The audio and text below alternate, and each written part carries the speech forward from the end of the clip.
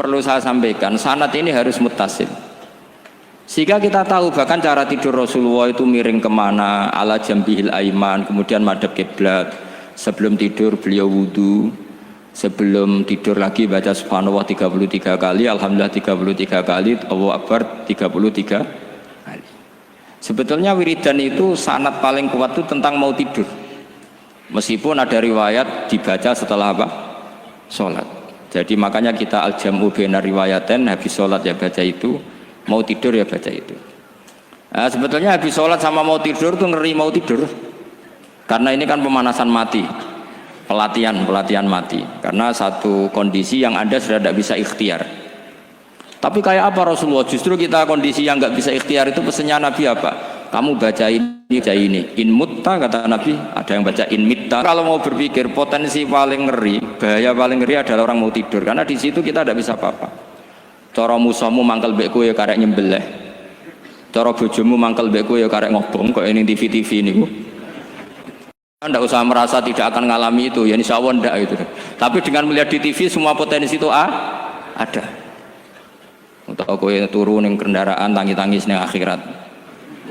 Takoi Gusti kalau mau akhirat mau kecelakaan. Nah, justru mau tidur itu Nabi itu unik, kelihatan bahwa ada nubuah, ada kenabian yang luar biasa. Kalau mau tidur itu ada nubuah, ada kenabian yang luar biasa. Kalau mau tidur itu ada wiridannya. Saya termasuk orang yang fanatik baca wiridan sebelum tidur. Jadi jangan kira kalau Selasa sholat jarang wiridan, tidak punya wiridan di tempat lain, itu sangat suudzon yang menyakiti. Saya punya cara sendiri untuk ingat Allah itu, terutama mau tidur. Sampai istri saya itu protes, Gus nak bersolat tahu mau nyekel tasbih abdi tidur. Saya itu punya tasbih lupa jumlahnya, semuanya di kamar tidur. Ini sekaligus ijazah, entah pamer kebaikan tidak tahu saya, pokoknya sudahlah husnudzon saja. Suudzonu iblis. Karena mau tidur saya pikir kalau tahu-tahu saya bangun terus ketemu mungkar nakir terus kayak apa. Sehingga Rasulullah itu ngajari kita luar biasa. Bismika wadu'tu jambi wa bismika arfa'u. Kalau mau tidur doa populernya apa? Bismika Allahumma ahya bismika amut. Hafalnya gitu dok. Saya hafal banyak. Allahumma rabbas samawati sab'i wa rabbal arsyil azim rabbuna wa rabbu kulli syai' falikal habbi wan nawa. Allahumma antal awalu falaysa qablaka syai' wa antal akhiru falaysa ba'daka syai' wa antal dhahiru falaysa fawqaka syai' wa antal batinu falaysa dunaka. So, itu tak baca sampai tidur. Saking kadang takutnya sama Allah, akhirnya nggak bisa tidur. Kadang sampai 3:30 apa terus tidur baru setengah jam terus subuh. Jadi kalau melihat tren itu kayaknya saya bakat wali gitu. Kalau trennya seperti itu terus. Tapi sayangnya tren seperti itu jarang makanya terus tidak jadi wali-wali gitu. Tapi saya ingatkan ke jenengan, sanad-sanad seperti ini tuh yang mungkin Anda lupa. Anda hanya ingat sanad misalnya ya Mu'ad inni uhibbuka faqul dubura kulli sholatin atau fala tad'anna dubura kulli sholatin Allahumma inni ala dzikrika wa syukrika. Kamu lupa bahwa saat paling krusial dalam hidup Anda itu tidur. Sehingga disebut wa min ayatihi manamukum billaili wan. Itu dari segi krusial gawat darurat, setiap saat Anda bisa mati. Belum urgensinya tidur untuk melawan maksiat. Itu kalau kamu hidup di kota Demak atau kota Semarang, genera kepikiran niklap atau wong ayu-ayu seneng terminal nenggone dalan-dalan, itu satu-satunya cara itu hanya tidur. Kowe nak melek tetap jelalatan tak jamin. Masuk ke ngarep masjid Demak nggo tasbih gede-gede. Pangeran bedelok wong liwat tuh eling. Barokahnya usul fikih adalah kita belajar dulu. Saya pernah musyawarah sama Gus Yofur tentang usul fikih. Usul fikih itu ada makalah, mubah itu tidak ada. Sebagian ulama berpendapat mubah itu tidak ada. Karena setiap mubah saat itu Anda pasti meninggalkan keharaman. Itsma min mubahin illa wa yatahaqqaqu bihi tarku haramimma. Tidak ada kemubahan kecuali saat itu kamu meninggalkan keharaman. Anda tidur, berarti Anda taroktal maksiyah. Anda tidur berarti Anda meninggalkan maksiat. Enggak nyolong, enggak dugem, enggak zina, enggak maling, enggak ngerasani orang. Jadi tidur itu anggap saja ya Rob, ya Allah saya mau tidur. Tidur itu ibaratun antarkil ma'asi. Jadi malaikat roket pate kandani iki ras sekedar turu. Ya kowe kudu ngerti iki ape ninggal maksiat. Hitung mulai saiki. Bismika Allahumma ahya bismika. Amun ayo roket pate hitung. Anggap ini kiat meninggalkan maksiat. Terus turun 6 jam berarti tidak maksiat 6 jam. Meskipun akhirnya maksiat karena bangun jam 7. Artinya maksiat ra subuh gitu. Tapi betapa krusialnya ulama. Ulama lah yang mengajarkan kita tidur itu rohatan lil abdan, untuk istirahat. Kita pulih lagi, bisa kerja lagi. Pak Bupati bisa ngantor lagi, Pak Kapolsek, Kapolres bisa ngantor lagi. Semuanya aktivitas tentara bisa ngantor lagi. Memulihkan kekuatan itu ibadah. Meninggalkan maksiat karena tidur juga ibadah. Tidur saja ibadah. Ini barokatnya umatnya Rasulullah Shallallahu Alaihi Wasallam. Senyaman itu. Coba kalau kamu jadi umatnya Nabi lain, wah itu beratnya bukan main. Dan itu sesuatu yang dimintakan Allah, dimintakan Rasulullah kepada Allah, yaitu Rabbana wa la tuhammilna ma la taqata lana bih. Termasuk la tahmil alaina isron kama hamaltahu 'alal ladzina min qablina. Jangan bebankan ke umat kami sesuatu yang seperti engkau bebankan pada umat dulu. Umat dulu itu kalau mau tobat, kayak umatnya Nabi Musa pernah nyembah anak sapi, itu yang pernah nyembah tobatnya dibunuh. Liyaqtulal bari'u minkum al mujrima, yang terbebas dari menyembah anak sapi disuruh bunuh yang pernah menyembah anak sapi. Fatubu ila bari'ikum faqtulu anfusakum. Mau beratnya kayak apa? Kalau orang sekarang tobat cukup sowan Pak Rosid, salami template 100.000, dipandu caranya tobat, diwari istighfar. Nomor itu penting. Nomor loro seneng kiai, seneng aku maksudnya. Maksud kalimatnya jelas. Itu sudah. Pokoknya yang jelas gak usah dibunuh, gak usah apa? Gak usah apa? Dibunuh. Sehingga tidurnya umatnya Rasulullah itu luar biasa, terutama tidurnya orang puasa. Tidurnya tasbih, tidurnya ulama juga tasbih. Karena dengan tidur itu kita tahu alamat kematian. Di mana kita masih di dunia saja punya kondisi di mana kita tidak bisa menentukan diri kita sendiri. Dan itu awal dari kita mengimani la haula wala quwata illa billah. Segagai koyok ngono ternyata ada kondisi di mana kita tidak bisa mengendalikan diri kita sendiri. Makanya disebut wa min ayatihi manamukum billaili wan nahar. Yang bisa menganalisis itu siapa? Ya ulama. Ulama kok tahu karena punya sanad musalsal ila Rasulillah sallallahu alaihi wasallam. Sehingga uniknya kenapa tidur itu sakral? Coba semua nabi di antara wahyunya itu lewat apa? Semua nabi di antara wahyunya lewat apa? Tidur, lewat mimpi. Inni ara fil manami anni atfahuka fangzur madza tara. Maka mimpi ini harus dikelola secara baik, yaitu kalau kamu mau tidur, wudu dulu, terus baca tasbih, terus tinggalkan semua dunia, anggap saja ini pemanasan kematian. Itu insya Allah mimpinya sip pokoknya. Paling dikejar-kejar dajjal, dajjalnya kecemplung kali, insya Allah. Tapi kalau kamu tidur gak wudu, raiso turu terus raiso turu mangan sik bu. Raiso turu terus raiso turu mangan sik ben wareg ben iso turu. Insyaallah dikejar dajjal kecekel. Akhirnya ngelindur gak karu-karuan karena tadi. Nah, sanad seperti itu yang punya siapa? Hanya ulama. Ada lagi satu contoh, ini sudah hampir 20 menit Pak Ustaz. Itu saya pernah ngaji Durarul Kalami Syafi'i, mutiara-mutiara ngendikan Imam Syafi'i. Itu ulama itu mesti ngendikan tuh unik. Tadi saya sudah cocokkan sama Bupati, tak tanya, Pak Bupati saya ini punya ilmu dari Bapak, mungkin pas untuk jenengan pakai. Kata Bapak, urip iku padha wae, ngadepi konco mbek musuh padha wae, malah kadang ribet konco. Dulu saya itu iskal itu janggal.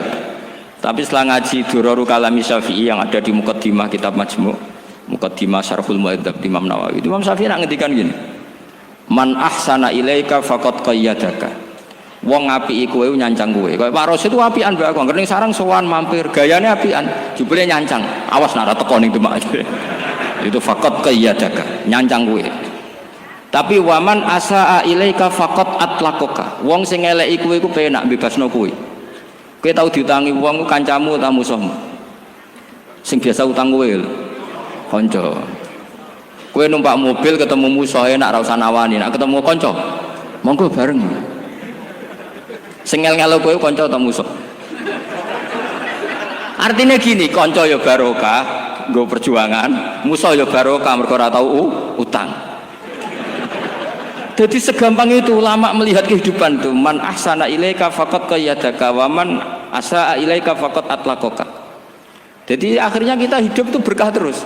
Di konco ya enak kados kula di konco Gus Zofur nak kula mboten saged fikih musyawarah, ra iso tasawuf musyawarah. Di konco Pak Rosid, konco rai sederhana. Pokoknya duwe.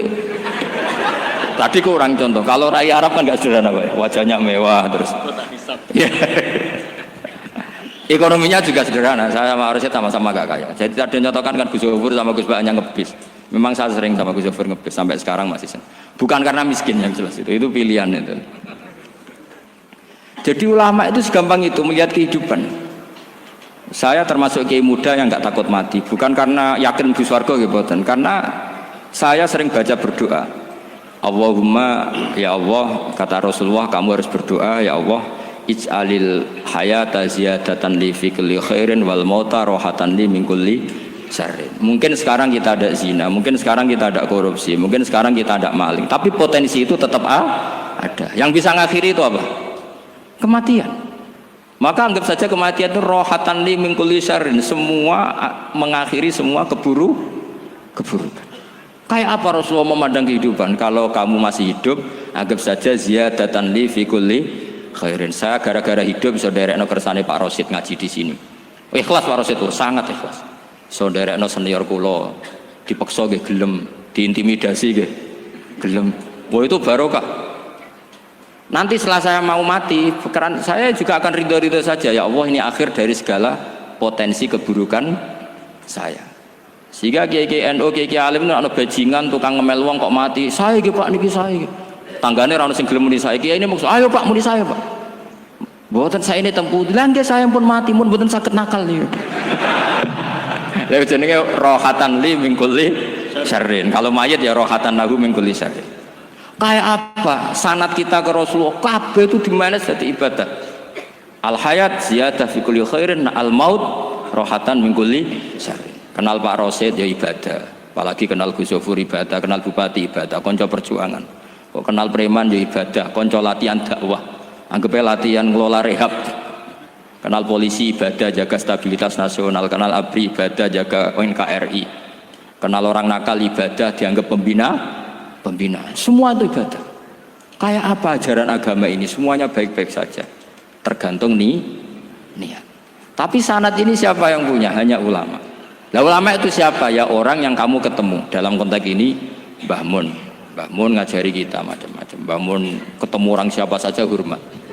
Saya kemarin bikin makalah untuk beliau, termasuk saya cerita dari riwayat Rasul akli ba'dal iman billah at-tawaddud ilan nas wastina'ul ma'ruf ila kulli barrin wa fajirin.